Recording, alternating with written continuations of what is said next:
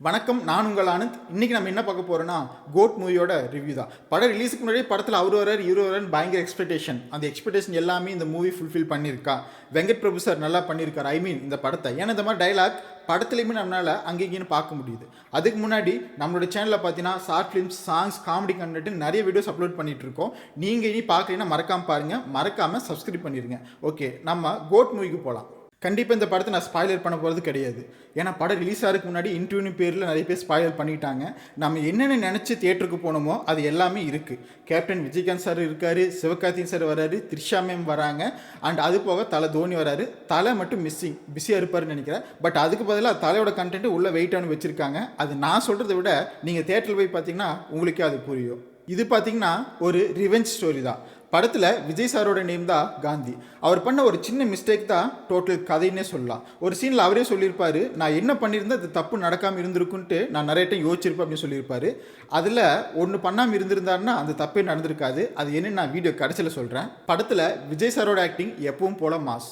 தான் ஒரு mass hero அப்படிங்கிற எந்தவித ஈகோவும் இல்லாமல் எல்லா ஆக்டர் கூட சேர்ந்து நல்லா நடிச்சிருக்காரு. ஃபர்ஸ்ட் ஹாஃபில் பார்த்தீங்கன்னா காமெடி நல்லாவே ஒர்க் ஆகிருக்குது விஜய் சாருக்கு. அடுத்தது வெங்கட் பிரபு சார். வெங்கட் பிரபு சார் பார்த்தீங்கன்னா நேரு, காந்தி, சுபாஷ் சந்திர போஸ், தலை தோனி அப்படின்ட்டு தனக்கு பிடிச்சவங்கள ஒருத்தர் கூட விட்டு வைக்கல. யார் யார் படத்துக்குள்ள கொண்டு வர முடியுமோ எல்லாத்தையுமே கொண்டு வந்துட்டார். Yogi Babu sir, Prashanth sir and Prabhudeva sir எல்லாருமே ஆக்டிங்கில் பயங்கரமாக பண்ணியிருக்காங்க. அடுத்தது படத்தோட கதாநாயகி ஸ்னேகா மேம். இந்த வயசுலையும் கூட இளமையாக அழகாகவே இருக்காங்க. வசீகரால் அவங்களோட ட்ரீம் இந்த படத்தில் பூர்த்தியாக இருக்குன்னு சொல்லலாம். வசீகரா மூவியில் விஜய் சாரும் ஸ்னேகா மேம் லவ் பண்ணிட்டு இருப்பாங்க.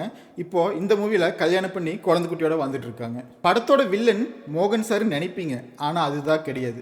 படத்தோட வில்லன் பார்த்தீங்கன்னா விஜய் சார் தான். ஹீரோவும் அவர் தான், வில்லனும் அவர் தான். இது ஒரு ரிவெஞ்ச் ஸ்டோரியாக இருந்தாலும் படத்தோட ஸ்க்ரீன் பிளே பார்த்தீங்கன்னா நல்லாவே இருந்துச்சு. பிஜிஎம் தியேட்டரில் கேட்கும்போது நல்லாவே இருந்துச்சு. மனிதர் உணர்ந்து கொள்ள இது மனித காதல் அல்ல. இதோட பாட்டோட மெயின் மீனிங்கே பார்த்தீங்கன்னா இந்த படத்தில் ஒரு சீனில் தான் இருக்குன்னு நினைக்கிறேன். மறக்காமல் பாருங்கள்.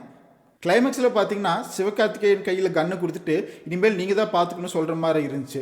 அது அவர் அரசியலுக்கு போகிறனால அவரோட இடத்துல சிவகார்த்திகேயன் வர சொல்கிறாரா எப்படின்னு தெரில.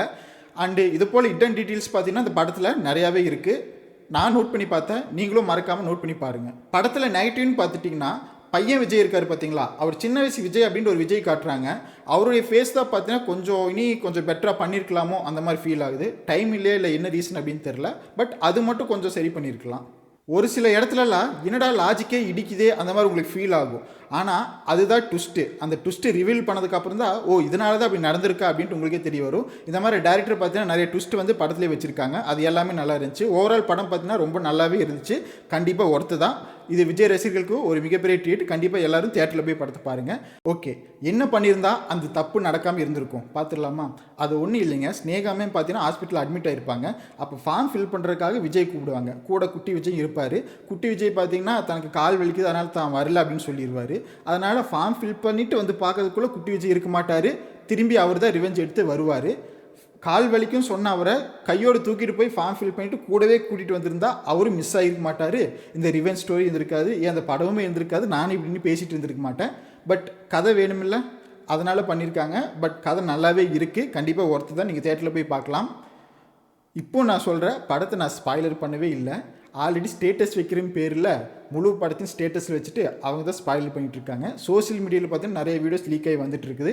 நானே 2-3 வீடியோ அந்த சோஷியல் மீடியாவில் தான் பார்த்தேன். சரி, ஓகே, அடுத்த வீடியோவில் பார்க்கலாம். பாய்.